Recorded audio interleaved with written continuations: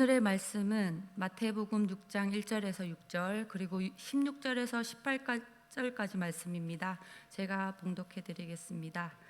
사람에게 보이려고 그들 앞에서 너희 의를 행하지 않도록 주의하라. 그리하지 아니하면 하늘에 계신 너희 아버지께 상을 받지 못하느니라. 그러므로 구제할 때 외식하는 자가 사람에게 영광을 받으려고 회당과 거리에서 하는 것 같이 너희 앞에 나팔을 불지 말라. 진실로 너희에게 이르노니 그들은 자기 상을 이미 받았느니라. 너는 구제할 때 오른손이 하는 것을 왼손이 모르게 하여 내 구제함을 은밀하게 하라. 은밀한 중에 보시는 너희 아버지께서 갚으시리라. 또 너희는 기도할 때 외식하는 자와 같이 하지 말라. 그들은 사람에게 보이려고 회당과 큰 거리 여기에 서서 기도하기를 좋아하느니라. 내가 진실로 너희에게 이르노니 그들은 자기 상을 이미 받았느니라. 너는 기도할 때 내 골방에 들어가 문을 닫고 은밀한 중에 계신 내 아버지께 기도하라. 은밀한 중에 보시는 내 아버지께서 갚으시리라. 16절 읽겠습니다. 금식할 때에 너희는 외식하는 자들과 같이 슬픈 기색을 보이지 말라. 그들은 금식하는 것을 사람에게 보이려고 얼굴을 흉하게 하느니라. 내가 진실로 너희에게 이르노니 그들은 자기 상을 이미 받았느니라. 너는 금식할 때 머리에 기름을 바르고 얼굴을 씻으라. 이는 금식하는 자로 사람에게 보이지 않고 오직 은밀한 중에 계신 내 아버지께 보이게 하려 함이라. 은밀한 중에 보시는 내 아버지께서 갚으시리라. 아멘. 우리 옆에 있는 성도님들과 한번 인사 나누도록 하겠습니다. 사랑하고 축복합니다.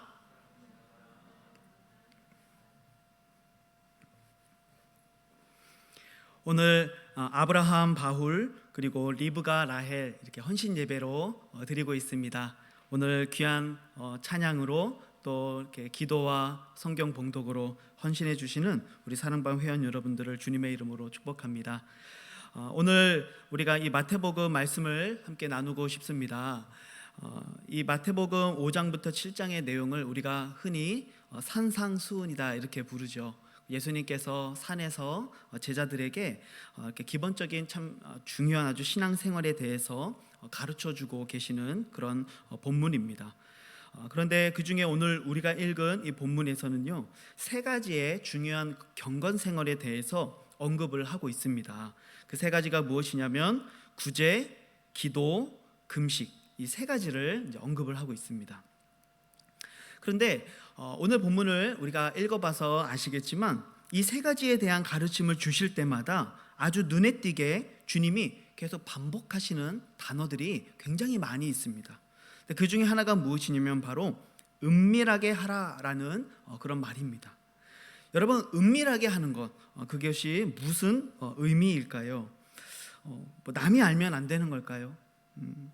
심지어 본문 3절을 보면은 이렇게 말씀하죠. 너는 구제할 때에 오른손이 하는 것을 왼손이 모르게 해라. 그러니까 좀 심한 과장법을 사용하고 있어요. 그만큼 은밀하게 해라 이렇게 이야기하고 있는데요. 우리가 이 말을 단지 그냥 문자적으로만 해석할 수는 없는 것이죠. 만약 이게 그냥 문자적으로 적용해야 된다고 한다면 우리가 누군가를 도와줄 때 어떻게 해야 돼요? 가면을 쓰고 얼굴을 가리고 내 신원을 가리고 꼭 해야 되는 것이죠. 그렇게 하지 않으면 은밀히 하지 않은 것이 되는 건가요? 우리가 주일에 헌금을 낼 때 헌금 봉투에다가 이름을 쓰면 그것은 은밀한 헌금이 아니어서 하나님이 받으시지 않는 그런 헌금인가요? 그렇지 않다는 것이죠. 단지 우리가 이것을 문자적으로만 해석해서는 안 됩니다. 그렇다면 은밀하게 한다는 것의 반대말이 무엇일까? 본문 1절을 보면 이렇게 말씀합니다. 사람에게 보이려고 그들 앞에서 너희 의를 행하지 않도록 주의해라 이렇게 말씀합니다. 사람에게 보이기 위해서 의를 행하는 것, 여러분 이거를 우리가 다른 말로 말하면 뭐라고 말할 수 있을까요? 외식이라고 말할 수 있겠죠. 겉과 속이 다른 것입니다. 마음은 얻는데 마치 그런 척 하는 것이죠. 바로 이러한 외식은요, 그 행동의 동기가 하나님을 향한 자발적인 헌신이 아니라 타인의 시선이나 평가에 있다는 것이죠.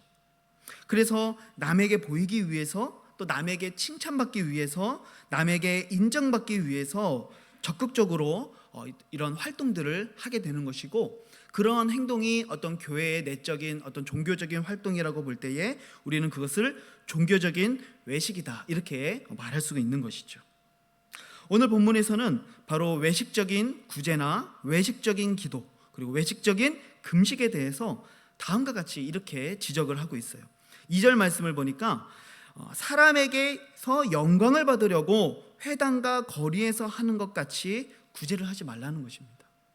내가 누군가를 도와주는 이 모습을 보면서 사람들로부터 영광을 받고 칭찬을 받기 위해서 그렇게 거리에서 남들이 보는 데서 일부러 구제를 하는 이러한 행동을 하지 말라는 것이죠.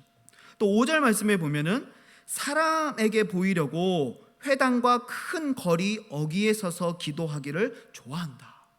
그러니까 기도를 하는데 기도를 하나님께 하는 게 아니라 마치 사람들에게 나 이렇게 기도를 잘한다, 나 이렇게 기도를 오래 할 수 있다, 내가 이렇게 기도를 유창하게 할 수 있다라는 어떤 그런 것들을 보이기 위해서 기도하는 모습을 외식하는 기도라고 지금 말씀하고 있는 거죠. 또 한 가지 16절 말씀을 보니까 금식할 때에 너희는 외식하는 자들과 같이 슬픈 기색을 보이지 말라. 그들은 금식하는 것을 사람에게 보이려고 얼굴을 흉하게 하느니라. 그래서 금식할 때 이렇게 막 머리도 감지 않고, 그렇죠? 얼굴이 삐쩍 말라가지고 세수도 안 하고 그러면서 정말 이 세상 모든 근심과 걱정을 혼자 다 지고 있는 것처럼 그런 슬픈 기색을 보이지 말라는 것이죠. 사실 사람은 누구나 칭찬받고 싶은 마음이 있습니다. 그렇죠? 또 인정받고 싶은 마음은 사실 누구나 다 있어요. 또 한편으로 보면은 이렇게 성장 과정 속에서 또는 유년 시절에 이렇게 부모님으로부터 꾸지람을 많이 듣고 칭찬을 받지 못한 아이일수록 또 누군가에게 인정받고 싶은 욕구가 클 수도 있습니다. 하지만 단지 이러한 욕구가 나쁘다고만 말할 수는 없어요. 그렇죠? 여러분 생각해 보십시오. 아내에게 인정받고 싶지 않은 남편이 있을까요? 그런 남편 아마 정말 없을 겁니다. 그렇죠? 저도 제 아내에게 인정받는 남편이 되고 싶습니다. 이 굉장히 좁은 공간에서 아주 능숙하게 주차를 해내는 그 남편에게 아내가 막 여보 멋있어 이러면서 막 박수를 쳐주는 거죠. 물개 박수를 막 보내요. 근데 그때에 남편이 이렇게 말해야 될까요? 여보 나는 사람에게 보이기 위해서 이렇게 주차를 잘한 거 아니니까 박수 치지 말라고. 우리가 이렇게 말해야 됩니까? 왜? 은밀하게 행해야 되니까. 그렇지 않다는 것이죠. 제가 청년 시절에 수련회를 갔었던 기억이 나요. 그때 저 깊은 산골로 이렇게 수련회를 갔었는데, 그때 이제 청년부를 지도하셨던 그 목사님의 지인 목사님이 강사로 오셔서 말씀을 전해 주셨어요.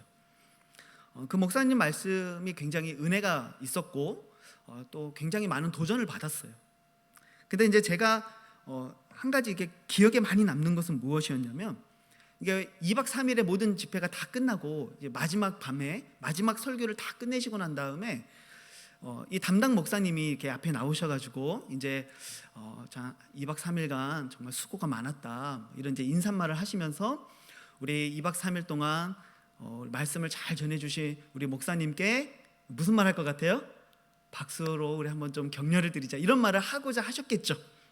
근데 그 목사님께라고 딱 말하자마자 그 강사 목사님이 뭐라고 하시냐면 벌떡 일어나시더니 박수를 치면 안 돼! 박수 치지 마! 박수 치면 안 돼! 장난으로 그러신 게 아니고 정말 진지하게 그러셨어요. 어떤 마음인지는 조금 이해는 되는데 그럼 거기서 박수를 받으면 그 설교는 하나님 기뻐하시지 않는 설교가 되는 걸까요? 저는 그렇게 생각하지 않는다는 것입니다. 때로는 우리가 누군가가 잘했을 때 우리는 박수를 쳐줘야 돼요. 또 인정해줘야 돼요. 잘했다고 격려해줘야 됩니다. 이렇게 은밀하게 하라는 말씀이 그저 서로 아무것도 드러나면 안 되고, 그래서 칭찬을 받아서도 안 되고 박수를 받아서도 안 된다라는 그런 의미는 아니라는 것이죠. 우리가 이 서신서를 보게 되어지면 특별히 이 사도 바울이 서신서를 참 많이 썼잖아요. 근데 이 사도 바울이 서신서를 쓸 때마다 많은 경우에 이 뒷부분에 가면은 항상 어떤 내용이 나옵니까? 뭐 누구에 대해서 믿음을 칭찬하기도 하고, 그가 참 수고를 했다, 정말 나와 함께한 동역자다, 이러면서 참 많은 칭찬들을 하죠. 빌립보서 4장 18절에 보면은요, 이렇게 칭찬합니다. 내게는 모든 것이 있고 또 풍부한지라 에바브로디도 편에 너희가 준 것을 받음으로 내가 풍족하니 이는 받으실 만한 향기로운 제물이요 하나님을 기쁘시게 한 것이다. 바울이 이 빌립보 교회를 2번이나 후원금을 보내주었던 이 빌립보 교회의 성도들에게 정말 귀한 칭찬의 메시지를 보내고 있는 것이죠. 여러분, 칭찬받았기 때문에, 그리고 은밀하지 않았기 때문에 하나님 받으시지 않는 것인가? 그렇지 않다는 것입니다. 우리는 칭찬도 해줘야 되고요, 인정도 해줘야 되고, 격려도 해줘야 됩니다. 그리고 때로는 그러한 것들이 우리를 다시 일어서게 하고 다시 걸어가게 하는 귀한 원동력이 되기도 하죠. 하지만 주님은 여기에서 무엇을 말씀하고 싶으신 거예요? 바로 그것이 우리 신앙생활의 목적이 되어서는 안 된다라는 말씀을 하고 계시는 것이죠.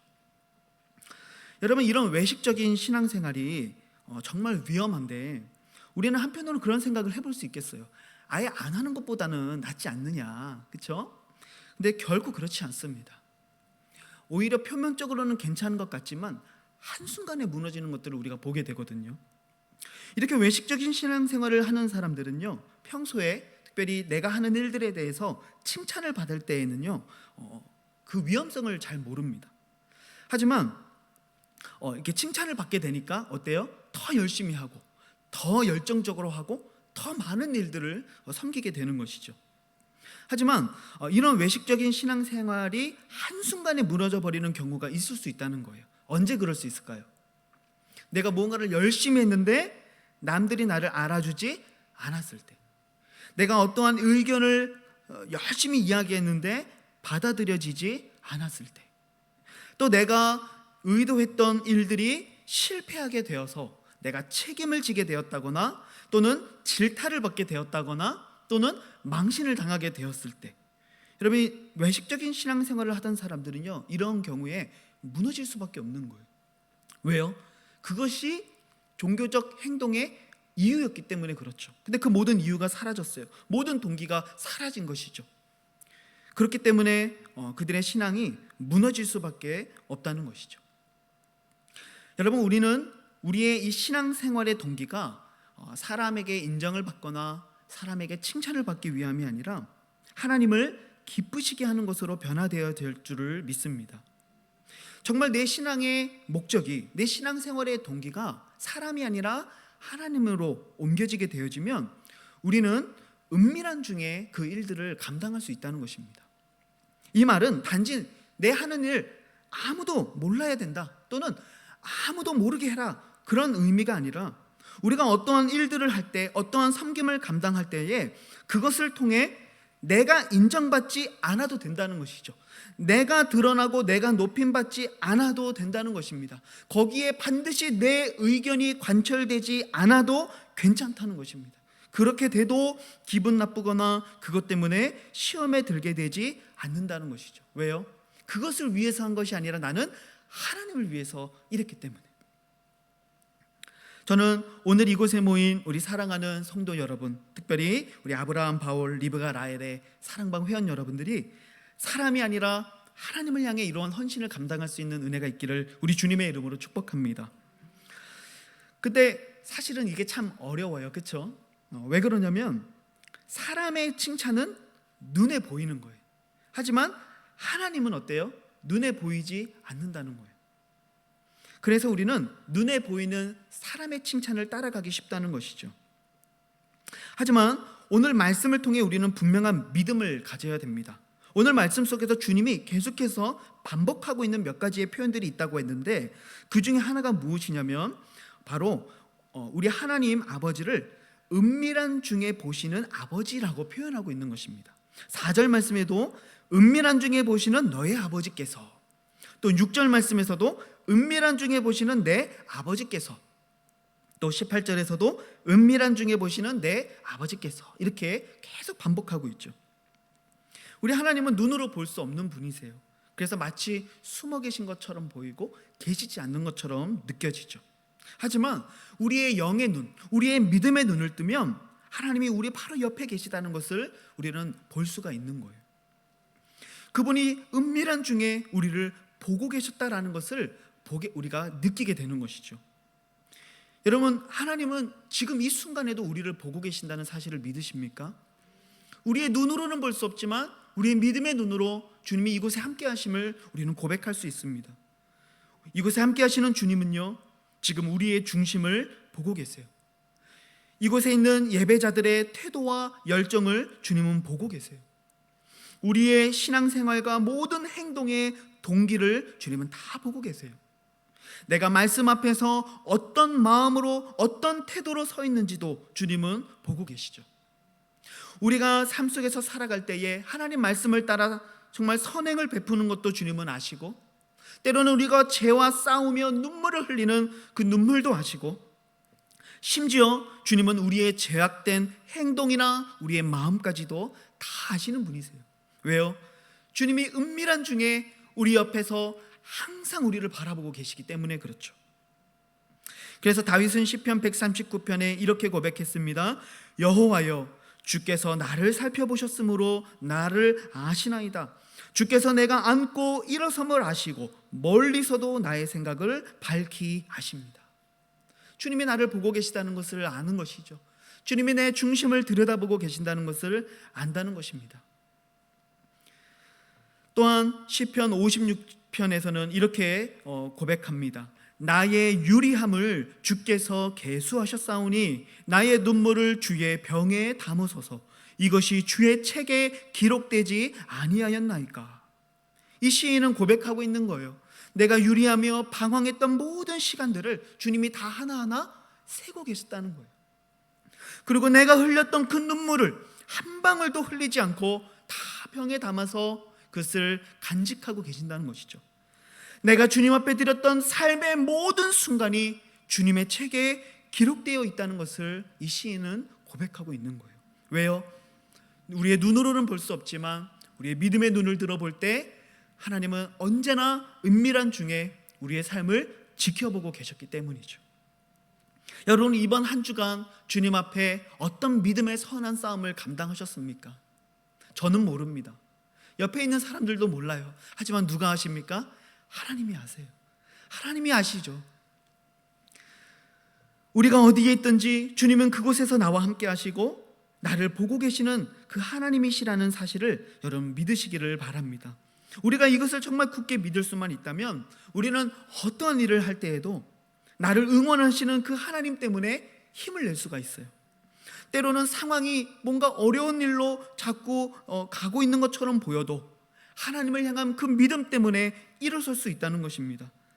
또는 반대로 나를 하나님이 끊임없이 지켜보고 계시기 때문에 내가 살아가고 있는 삶의 자리에서 악을 선택하기보다는 정의를 선택하는 그런 믿음의 결정도 내릴 수 있다는 것이죠. 바로 하나님이 은밀한 중에 나를 보고 계신다라는 이 분명한 믿음을 가지고 주님 앞에 섬김으로 나아가시는 귀한 은혜가 있기를 우리 주님의 이름으로 축복합니다. 마지막으로 우리가 더 나아가서 주님은 계속해서 반복하시는 또 하나의 단어가 있는데 그것은 은밀한 중에 보시는 그 아버지께서 갚아주신다라고 하는 말입니다. 본문 4절에서도 아버지께서 갚으시리라, 6절에서도 내 아버지께서 갚으시리라, 18절에서도 내 아버지께서 갚으시리라. 계속 반복하고 계세요. 하나님이 갚아주신다는 거예요. 하나님이 언제 어떤 식으로 갚아주실는지에 대해서 우리는 다 알 수는 없어요. 하지만 분명한 것은 갚아주시겠다고 약속하고 있는 것이죠. 무엇인지는 모르겠지만 주님은 내가 생각하는 것보다 더 귀한 것, 내가 생각하는 것보다 더 선한 것으로 주님은 갚아주신다는 것입니다. 왜냐하면 주님은 우리의 선한 목자이시기 때문에 그렇죠. 항상 양에게 생명을 주시고 좋은 것을 주시는 분이시기 때문에 그렇습니다. 주님은 우리의 억울함을 풀어주실 것이고 우리의 눈물을 닦아주실 것이고 우리에게 풍요함을 주실 것이며 참된 기쁨, 참된 샬롬을 누리며 살게 하신다는 것이죠. 때로는 원수를 갚아주실 때도 있는 거예요. 그러나 혹 이 땅에서 모든 것을 갚아주시지 않더라도 우리는 적어도 한 가지는 확실하게 믿을 수 있어요. 그것이 무엇입니까? 바로 주님이 이 땅에 다시 오시는 그 주님의 날, 그 재림의 날에는 반드시 주님이 우리의 삶에 있었던 모든 것을 갚아주시고 큰 상급으로 채워주신다는 것이죠.